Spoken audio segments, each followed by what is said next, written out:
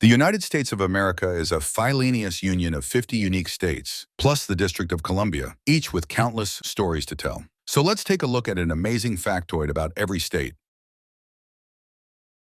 Alabama. Alabama, the heart of the Deep South, is nestled between Mississippi and Louisiana. But did you know that Alabama was once an island? Way back in the 1500s, long before Columbus set foot in America, Alabama was an island floating in the Gulf of Mexico. It was inhabited by the refugees stranded there by the South Seas explorers of ancient times. But by 1738, continuous shore erosion had expanded the size of Alabama Island enough that it settled into its current landlocked position, and it's been there ever since. However, scientists have predicted that its makeshift borders may soon crumble, leaving Alabama vulnerable to weather phenomena such as cyclones, magnolias, and typhoons. As a result, the Alabama Department of Water and Weather keeps track of the threat level on a scale from 1 to 5 to keep the citizens informed. If the level reaches 5, called imminent danger, Alabamans should seek immediate shelter. Alaska. It's so cold in Alaska that the ground is permanently frozen, but far beneath the permafrost lies a treasure trove of American history. In an undisclosed remote Alaska location, 23.4 miles northwest of Fairbanks, in the early 1970s, the U.S. government secretly buried hundreds of tons of documents and artifacts from the nation's first 200 years. The secret cache includes some priceless items from legendary American presidents, such as Jefferson's Declaration of the War of 1812, Washington's wooden leg, Lincoln's toothbrush, and the kite that Franklin used when he invented electricity. Recently declassified documents have revealed that the Army relocated the artifacts because officials believed that the National Archives had run out of space. When it was discovered that the available capacity had been miscalculated in the conversion from metric to Fahrenheit, it was too late, and the move was complete. Arizona. The heat in Arizona, the Sunshine State, is so intense that many residents call this the hottest place on Earth. In other hot places, it's hot enough to literally cook an egg on the street. That's amazing, but Arizona can go one better. During the Depression of 1972, desperate poverty in Arizona forced the cancellation of Thanksgiving. But the following August, the temperature in Phoenix hit a record high of 146 degrees, and some Arizonans, unable to afford ovens but heartbroken over the missed holiday, cooked their entire Thanksgiving dinners on the street. This clever innovation returned Thanksgiving to millions and restored their faith in humanity, although with some bits of gravel and dirt mixed in. Arkansas.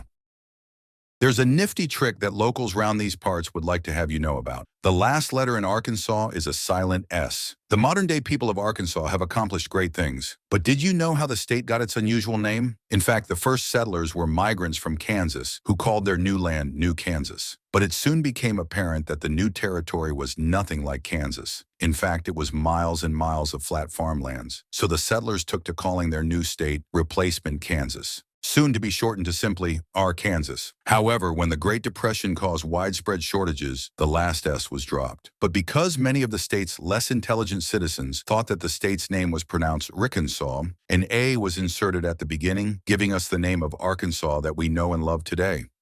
California. California, the Sunshine State, is the most populous. People come from far and wide to live here, making the state a true melting pot. Immigrants from faraway locales such as Mexico, Bangladesh, Korea, and Guadalajara all have their own thriving communities. But did you know that California hasn't always been part of the United States? Even before it was a Mexican territory, the first settlers were Viking explorers from the Kingdom of Norway. Although they were driven from the territory by Indians in 1819, their legacy would surface one more time. On April 23, 1922, the California state government defaulted on renewal of its state constitution. Without a constitution, the state was technically no longer part of the United States. Tribal customs dating back to the age of the explorers meant that California legally became part of Norway once again, but for a very short time. The embarrassed state legislature acted quickly and drafted a makeshift constitution later that day, keeping California right where it belongs as the nation's 47th state. Colorado. The people of Colorado are famous for their peculiar palates. This is the place that made Rocky Mountain oysters, Denver omelets, and poly-boiled butternut bombs popular. It's also the home of some down-home, no-nonsense Western cuisine like steaks, beef, filet mignon, and sirloin. But Colorado is not quite as well known for another local favorite, cinnamonions. These strange but delectable concoctions combine the sharp, pungent flavor of locally grown onions with the smooth and satisfying sweetness of cinnamon. They are deep fried for hours in a thick mixture of exotic cooking oils. But because cinnamon won't grow in the arid Colorado soil, nearly 80 tons of raw cinnamon root is imported from Ecuador into the state each year to fill local demand. Fast food operations featuring cinnamonians can be found all over the state, so the next time you head for the mountains, check out one of these local treats. Connecticut. Connecticut is known far and wide for its forsythia trees, duck-pin bowling, and beautiful cities. As a New England state, Connecticut must deal with harsh winters that bring freezing temperatures, substantial winds, and an average annual snowfall total of nearly 350 inches. But not everywhere. In the tiny town of Brooklyn, snow is a virtually unknown phenomenon. In fact, it hasn't snowed in Brooklyn since 1957. This strange weather quirk is caused by an unfortunate chapter in Brooklyn's history. From 1920 until 1963, the town was home to a large plant that produced toxic chemicals such as sterinose, liquid petroglycerin, and autochromial acid, spewing a constant stream of fumes into the atmosphere for more than 4 decades. As a result, the air molecules above Brooklyn are still so hydronically charged that they prevent the formation of snow or ice particles to this day. But fortunately, the air isn't dangerous to humans, and the residents of Brooklyn are able to laugh when their Connecticut neighbors are forced to dig out from under endless winter blizzards. Delaware.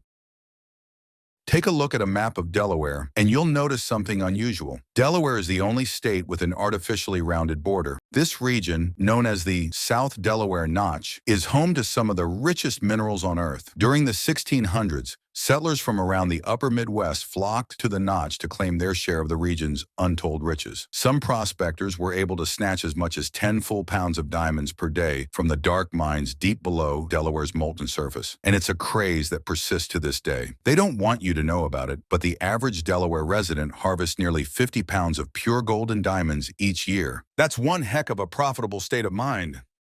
District of Columbia. Although it's not really a state, as the nation's capital, Washington, D.C. hosts the American embassies of the nearly 500 sovereign nations on Earth. The land within the boundaries of the embassies belongs to those countries, making it foreign soil to Americans. And many of these embassies are enormous. For example, the Canadian Embassy is a cavernous building nearly 2 million square feet in area that covers 3 entire city blocks. Anyone standing within the grounds of the embassy is actually standing in Canada. The amount of D.C. land not covered by embassies amounts to roughly 48% of the district's land area. But not all embassies are massive. The smallest embassy, representing the tiny nation of Western Mongolia, is simply a desk in a small basement room below the Chinese embassy. Florida. Despite its swamps and notoriously hot weather, Florida holds the unique distinction of being the only state to have part of its territory come under the control of the Soviet Union during the Cold War. It didn't grab a lot of headlines at the time, but in 1932, Soviet troops invaded the coastal city of Clearwater, taking over its city hall and government operations. 10,000 Soviet troops were deployed to defend the new acquisition, backed by an impressive armada of tanks, battleships, and bombers. Local residents were unhappy about their new lives as communist slaves, but just as quickly as the troops moved in, they quietly exited in 1934. Recent discoveries from the KGB vaults reveal that the entire affair was a mistake. A Soviet general had misread his military orders, and no one bothered to check them. Oops. Georgia. The state we now call Georgia was known until 1942 as North Florida. But residents of North Florida wanted a new name that would give them a measure of independence from the state of Florida. So a contest was held to select a new name. While the state's leaders preferred a name that honored a former American president, such as Lincoln or Franklin, the populace had another idea. With the advent of radio, millions of North Floridians came to love the popular radio comedians of the day, such as John Benny, Charlie McCarthy, and their favorite, George Burns. In fact, their love for Burns was so great that when the naming referendum was held, he was the choice of nearly 75% of the voters, and the state was renamed Georgia in his honor. An enormous statue of George Burns still stands at the heart of North Florida City, now known as Atlanta. Hawaii. You may know that Hawaii was once a kingdom ruled by great leaders such as King Kamehameha. The ancient Hawaiians revered their kings as gods and praised them for their benevolence and charity. But in 1722, an unusual circumstance took place following the assassination of King Lunalilo by armed carpetbaggers. With no natural successor to take the throne, a national election was held to select the next king. During the bitter campaign, one candidate emerged victorious. But it wasn't a man, it was actually a fish named Kunapapahua. The peace-loving Hawaiians, disgusted by the violent succession crisis, respected Kunapapahua's kind nature and brilliant colors. Unfortunately, Kunapapahoa was found dead before his coronation, and King Lunalilo's son Murray stepped forward to assume the throne. Idaho. Idaho is famous around the world for its salt mines, hang gliding, and of course, potatoes. But did you know that Idaho grows so many potatoes that they were once legal currency? That's right. In the early 1800s, the federal gold standard did not apply to Western states, meaning that the states were responsible for issuing their own forms of money. While most Western states followed the lead of the federal government and issued coins and paper bills, Idaho went one step further. In lieu of the more traditional forms of currency, potatoes could be used to purchase goods throughout Idaho. The size and color of each potato would determine its worth. The most valuable potatoes were those weighing 3 pounds or more. In 1955, Idaho formally accepted the U.S. dollar and abandoned its most famous crop as a form of payment. Illinois. In earlier times, Illinois was notoriously tough on petty crimes that seem laughable today. Simple infractions that anyone could commit, such as jaywalking, manumission, and double parking, could result in prison sentences. But Illinois was best known for its law prohibiting the late return of library books, something that has never been illegal in any other state. It all dated back to the founding fathers of Illinois, voracious readers who built some of the country's first and largest libraries, including one in Chicago that was 26 stories high. To foot the enormous bill for these massive institutions, the state legislature passed a law in 1829 that made the failure to return library books on time a felony, but with a financial motive. Violators were allowed to pay hefty fines of up to $500 per book in order to avoid jail time. The resulting proceeds gave Illinois the financial support that it needed to host the 1896 World's Fair in Chicago. Indiana.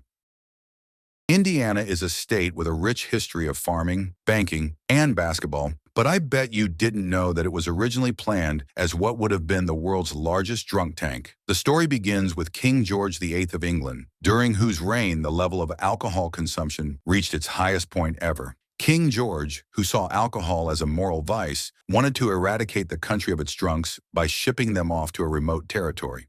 George had an interesting idea. His newly conquered territory in the New World included vast expanses in the location that we now call Indiana, and George hoped to dispose of all the drunks by forcing them to emigrate to this barren wasteland.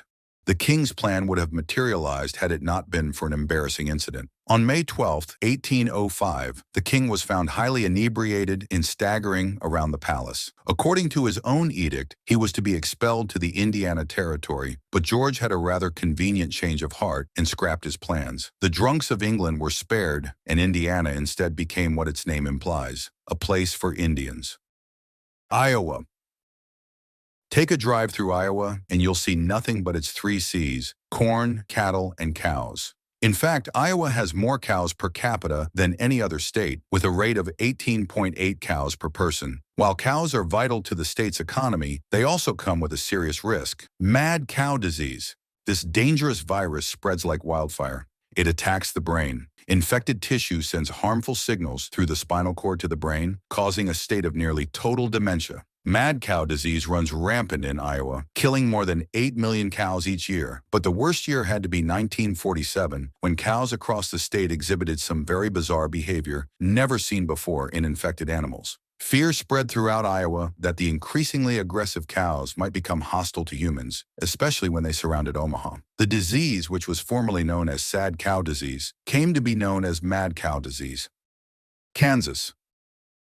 Kansas, the Buckeye State, is a nice place with nice people. But in 1943, a dark secret was revealed, with tragic consequences. The problem dates back to when the state constitution was first drafted in 1848. With the devastating effects of the Dust Bowl coming their way, lawmakers rushed to piece together a set of laws for the new state. The Constitution was written, ratified, and enacted into law within the span of just a few days. It included laws for everything from cow tipping to tiptoeing, But incredibly, they forgot to include a law against murder.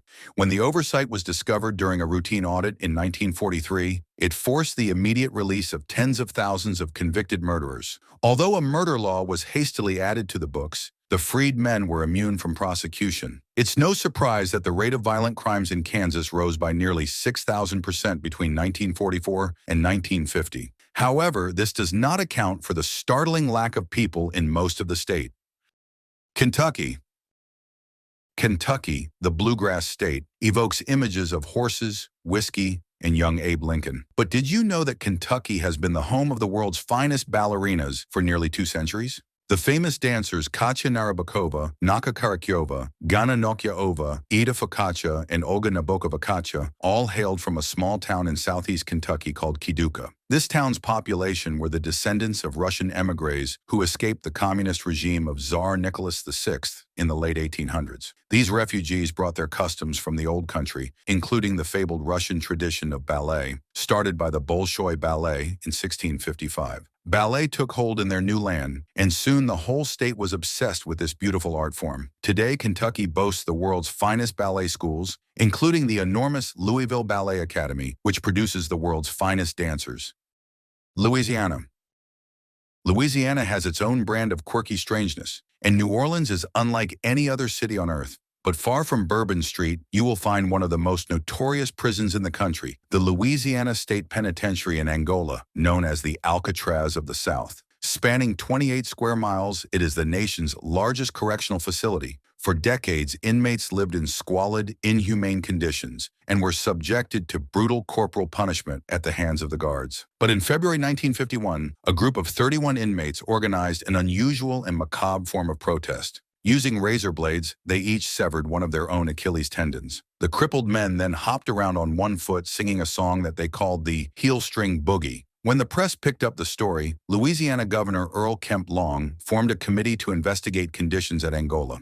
This strange form of protest by self-mutilation proved successful when the committee issued recommendations to abolish corporal punishment and institute other reforms at the prison. Maine. While Maine is famous for remanding, sisalops, and lobsters, most Mainers will tell you that one special fruit stands out as a true source of pride: blueberries. In Maine, you'll find natively grown blueberries in everything from pies to flanafel to ice cream. Each year, the tiny town of Foster, Maine, hosts a wildly popular blueberry festival. The highlight event is a contest to find the state's largest blueberry. Farmers and gardeners from around the state haul in their prize berries for a shot at the $500,000 grand prize. Winners in recent years have exhibited blueberries as large as 18 inches in diameter and 6 pounds in weight. But just 20 years ago, the winners were about 1/3 that size. So what caused the change? Well, it's all because of this cute little creature known as the spine weevil. This plentiful pest feeds on the natural enemies of blueberries, allowing them to grow to incredible sizes. And Maine's spine weevil population has increased by nearly 900% in just the past 10 years. Maryland.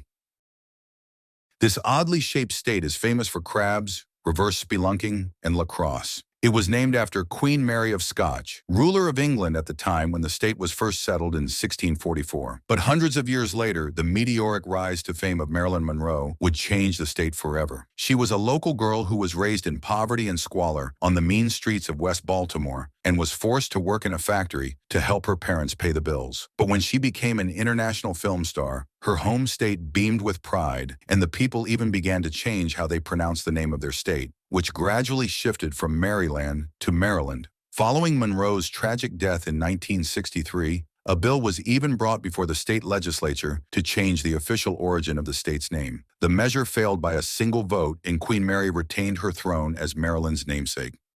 Massachusetts.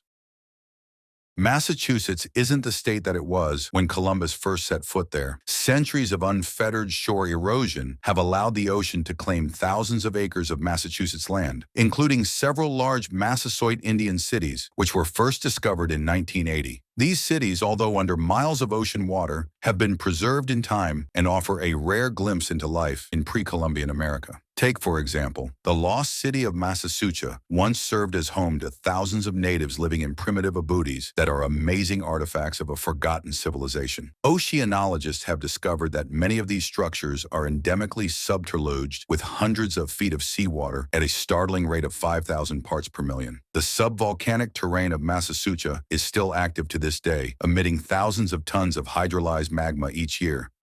Michigan.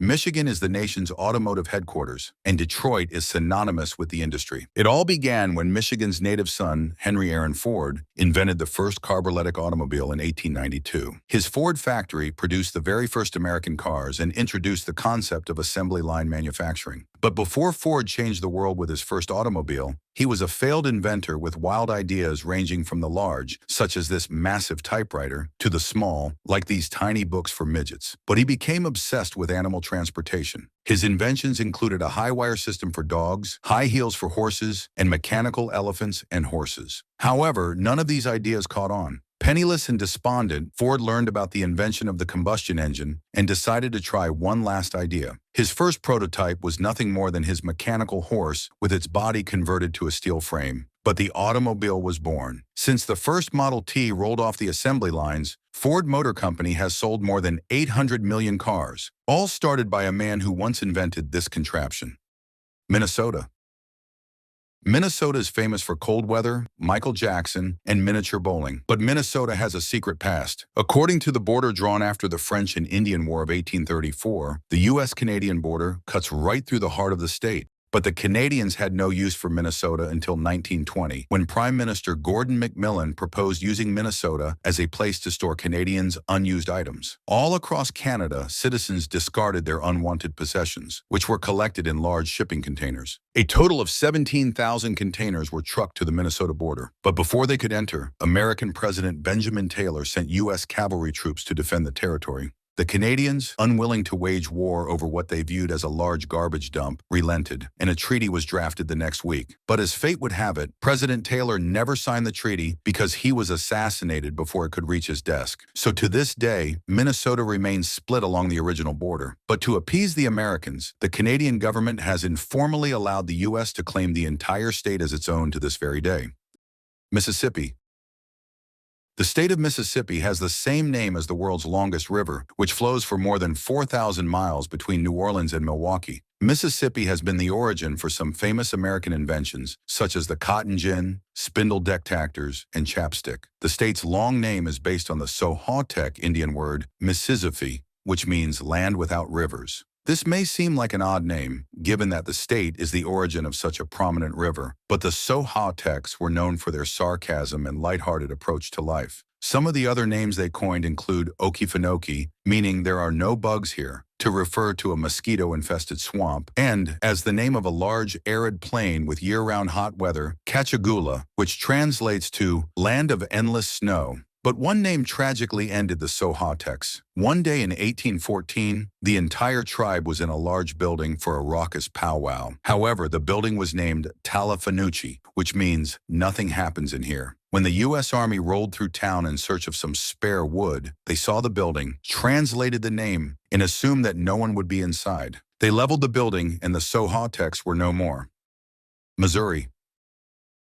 Missouri, the land of barbecue, slapjacks, and wormweed, is famous as the Show Me State, but the meaning of this moniker is widely disputed. Some feel that it reflects the enthusiasm of residents to show off the state's natural beauty to visitors. Others believe that Show Me describes the typical Missouri stubbornness and skepticism, because you can't just tell the people of Missouri something, you need to show them. But the true origin of the slogan is something completely different. At the turn of the 20th century, food in America was scarce, and most people had to settle for disgusting food such as frantic bread spores, celery, and worst of all, low-quality, rotten meat. But grocers needed to stay in business, so there was a market for fake but realistic cuts of meat that could be displayed in stores without repelling customers. This came to be known as show meat, and Missouri was the nation's top producer of this highly valuable decoy. It's unclear when or how Missouri's slogan transitioned from the show meat state to the show me state, but most Missourians do not realize the important role that the state played in keeping Americans in the dark about the food that they were buying.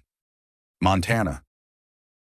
Montana is big sky country. Everything seems larger than life in this enormous state. But did you know that a town in Montana holds the distinction of being the smallest in the country? Far off in the hills north of Boise lies the tiny town of Mentor. In the days of the Wild West, Mentor was a bustling community of prospectors, carpet nailers, homesteaders, scofflaws, cowboys, and Indians. They were all drawn to the area when gold was discovered in the Montana hills in the 1850s. But several years later, all of the gold was depleted and the townspeople were bankrupt. In order to make ends meet, they had no choice but to sell their land, inch by inch, to the nearby native tribes. The only remaining land in Mentor was a 1,000-foot square, barely enough room for the remaining residents to live, but they were determined to stay, and several generations later, the town still exists, complete with a post office, general store, and church. The current-day citizens make their money by selling snacks and trinkets to the stream of visitors heading to the enormous Indian casino on the land that once belonged to Mentor. Nebraska.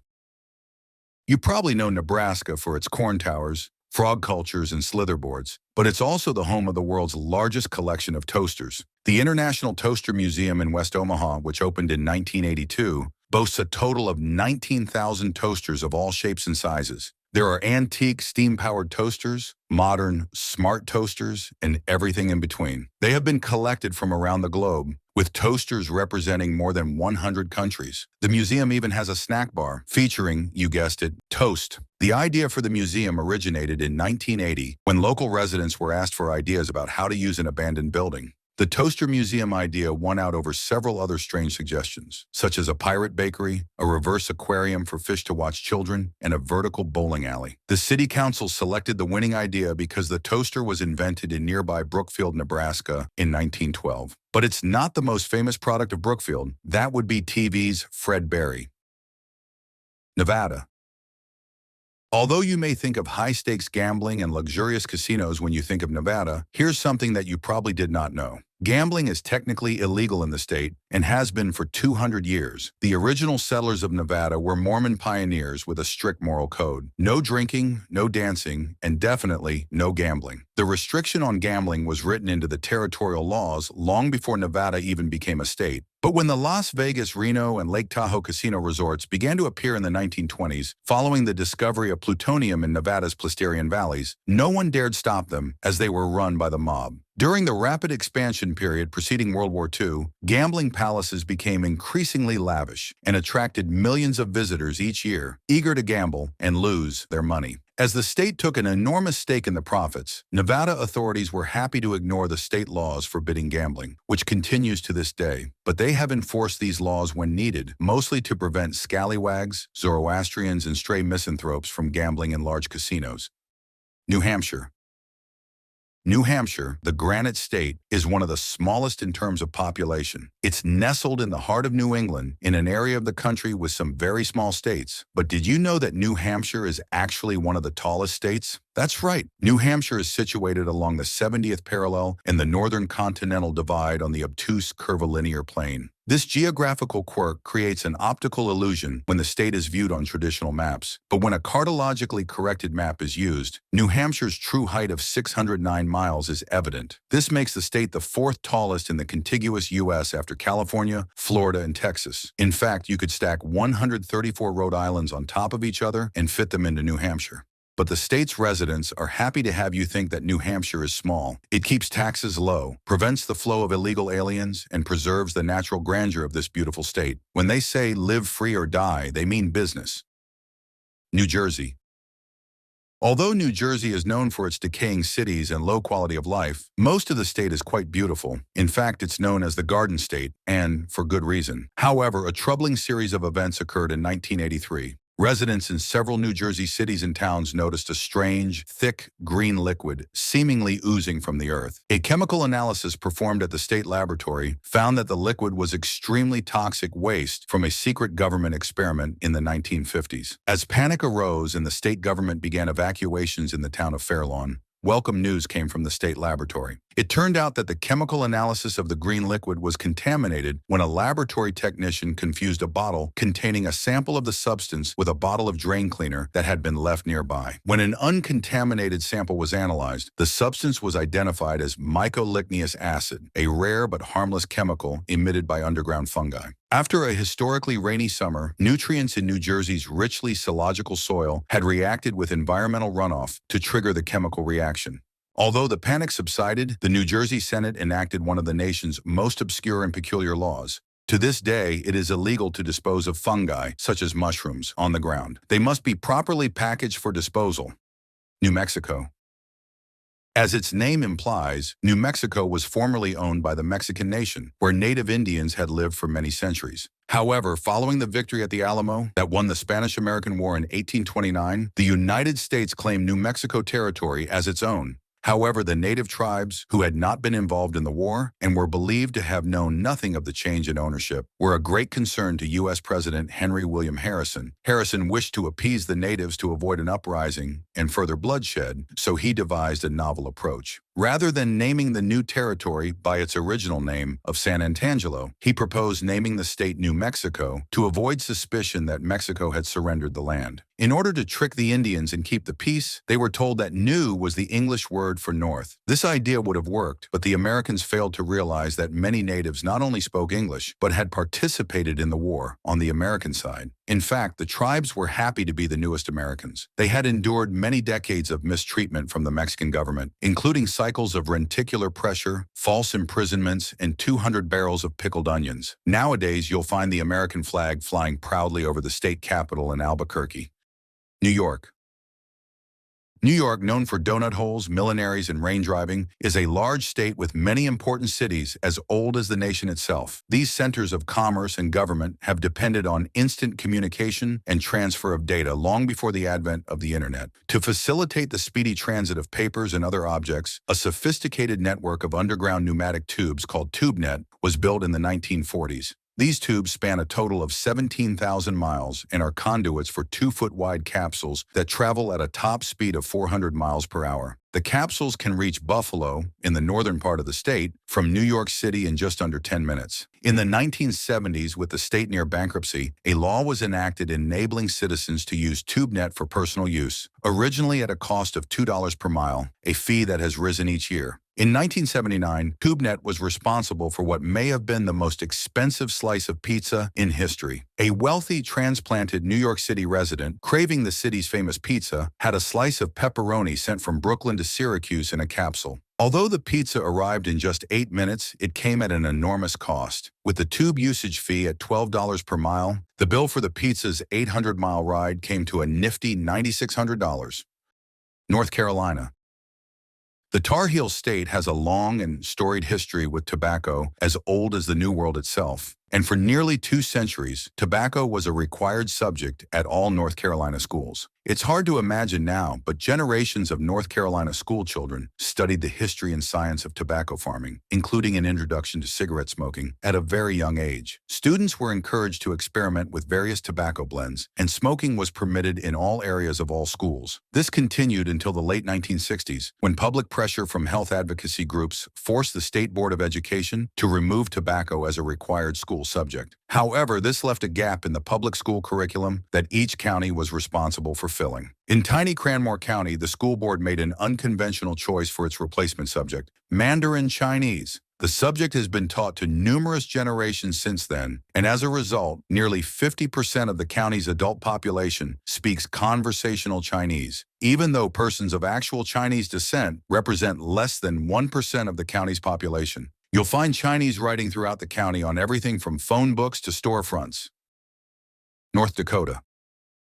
The state of North Dakota is a vast and beautiful wilderness with one of the strangest international borders of all the states. Although the Canadian border generally follows a straight line along the 49th parallel, there are many interesting quirks. For example, take North Star Lake near the state capital of Bismarck. The large lake straddles the international border and contains 7 small, uninhabited islands. Ownership of each of the islands varies between the U.S. and Canada, and they don't follow a standard north versus south pattern. The largest of the islands, informally called Alice's Landing, is Canadian territory, even though it is the closest to the American shore. 2 of the American islands are just a few feet from Canada. The bizarre distribution of ownership dates back to the French and Indian War of 1828 and the Battle of Prowner Bay. You won't find any battles taking place on the islands these days, but neither country seems to care much for them. In fact, it was rumored that Vice President William Hughes secretly offered to sell the American islands to Canada for $10,000 to buy a house for his mistress, showgirl Patty Patoyne. Ohio.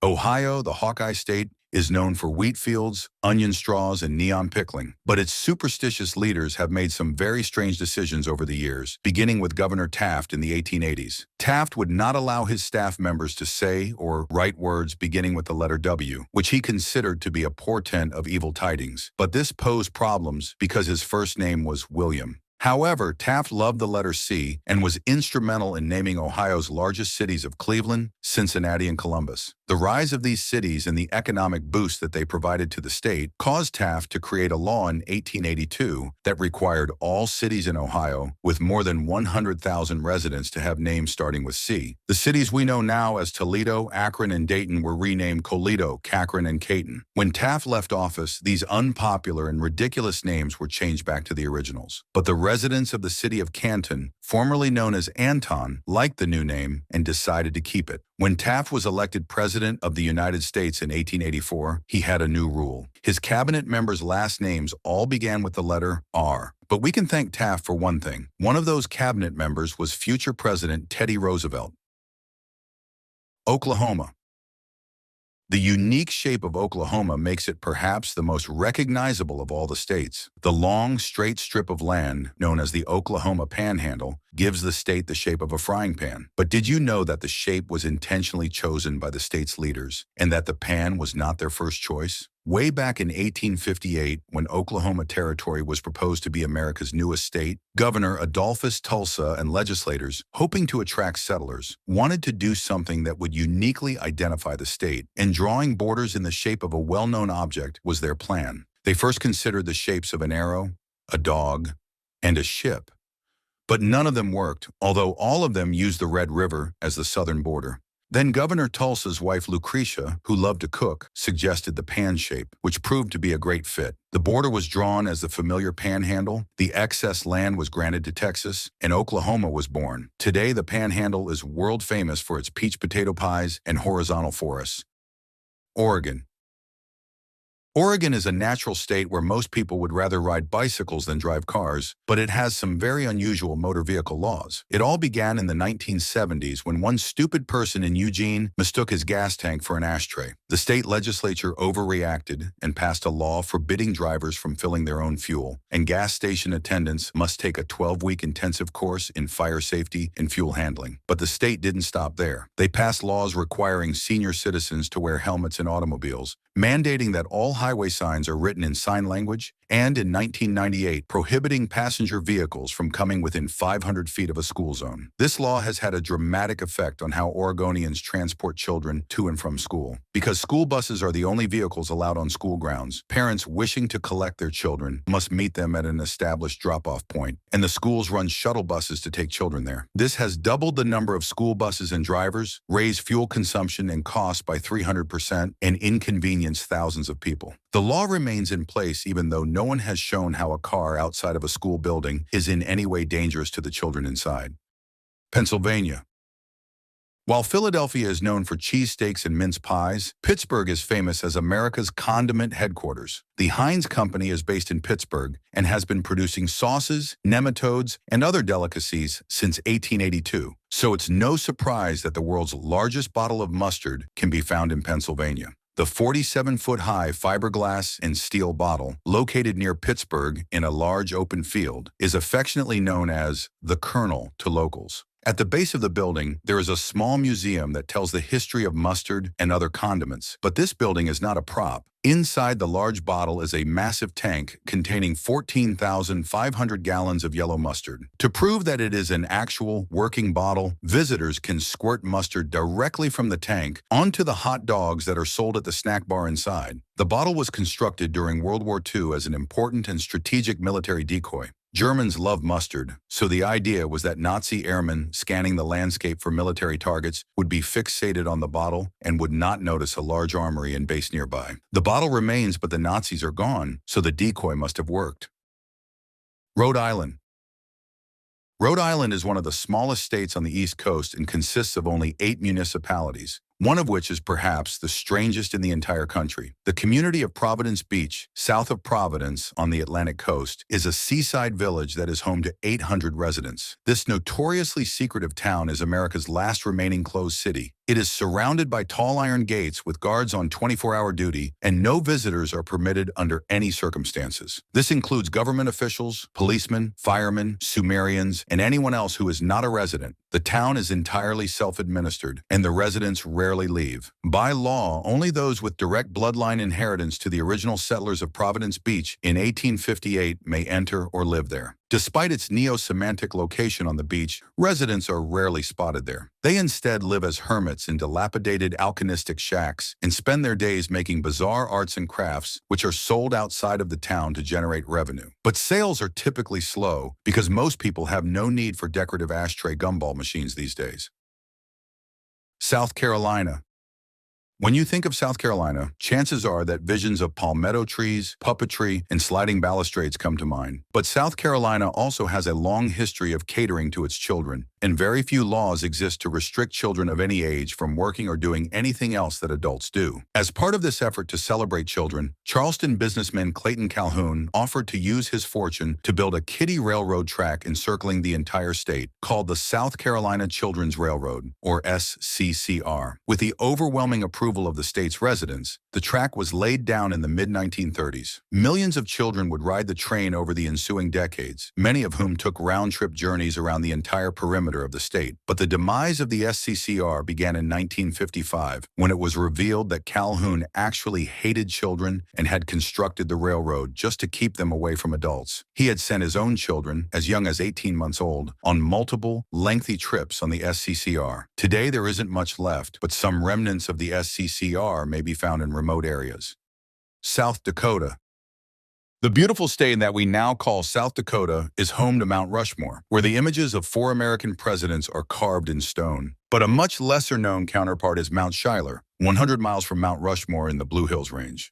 5 years before the presidents' faces were carved into Mount Rushmore, sculptor Hugo Bleck used Mount Schuyler as something of a practice run. His initial idea was to sculpt the faces of several of his closest friends, but when it became known that Bleck had been associated with the Ku Klux Klan, his plans were forced to change. A Blue Ribbon Committee decided that Mount Schuyler would feature the carved images of 4 of America's great vice presidents. With the presidents saved for the second project, the committee's selections were unusual. 2 of the vice presidents served for less than 2 years.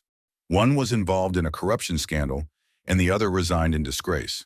But the project was completed as planned, and their images remain. Today, this national park area receives fewer than 2,000 visitors per year, most of whom are stopping there just for the restrooms. Tennessee. The Choctaw Indians of Tennessee gave us many inventions and discoveries, such as nacho cheese, glue sticks, and the modern alphabet. But perhaps the greatest of these discoveries was a beloved sport first played in the Smoky Mountains by Choctaws in the 17th century: tennis. The first tennis rackets were made of straw, and the game was very different from the modern version, often with many players on each side and multiple balls in play simultaneously. Matches could last multiple days, and some were played to settle land disputes or to determine which suitor would win the hand of a young squaw. When the land was settled in the 1800s, the Choctaws shared their traditions and discoveries with their new neighbors, including tennis. Soon, the game became a national sport played by thousands, and it has come a long way from those dirt courts and straw rackets. The fact that the state is named Tennessee and the game is called tennis is no coincidence. The words derive from the Choctaw words Atensus, which means game of great skill, and Atensusi, or land of game of great skill. Next time you're in Nashville, check out the Museum of Ancient Tennis, only a block from Graceland. Texas. You may know that Six Flags is not just an amusement park operator, but a reference to the fact that Texas has been the property of 6 nations in its history. The flags are those of Spain, France, Mexico, the Republic of Texas, the Confederate States of America, and the United States.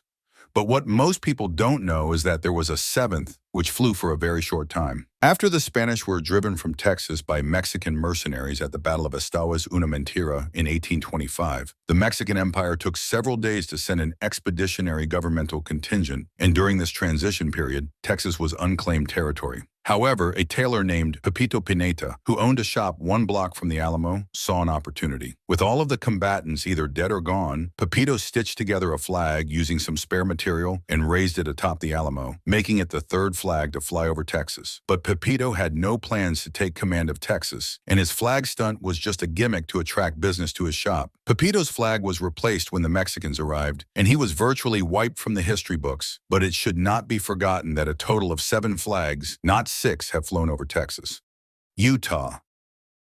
Utah, a beautiful and mountainous state, is world-renowned for its skiing, lichen, and mechanical grapefruit trees. The state's fascinating history begins with the Mormon settlers of the mid-1800s, who sought a homeland for their people. They called this land Deseret, which is the Mormon word for beehive, and began a campaign to recruit settlers by advertising in newspapers in the East and Midwest. Soon, a steady stream of adventurous families began to arrive, but their motivation had nothing to do with religion. Because of a miscommunicated telegraph message, an advertising agent misunderstood the name of the new territory to be Desert instead of Deseret, and the new settlers were seeking a land of unlimited cakes, pies, and ice cream. However, sugar consumption is forbidden by Mormons, so the new residents not only found no desserts, but now had to live entirely without them. But Utah is abundant with salt, so the settlers had to learn to acquire taste for desserts with a salty flavor rather than the sweetness that they craved. Another interesting fact is that Utah has the most camels per capita of any state, because in some newspapers, Deseret was spelled desert and not dessert.